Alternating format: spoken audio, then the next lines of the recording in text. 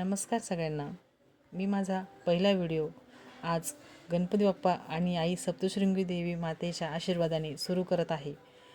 माझ्या चॅनलमध्ये तुम्हाला सासूसुनेचं प्रेम, तसेच सासूसुनेची रेसिपी, सासूसुनेचं प्रेम, त्यांच्यामध्ये असलेली लोकझोक पाहायला भेटणार आहे. आमची सिंपल लाईफ तुम्हाला पाहायला भेटणार आहे. त्यासाठी तुम्ही आम्हाला सपोर्ट करावं.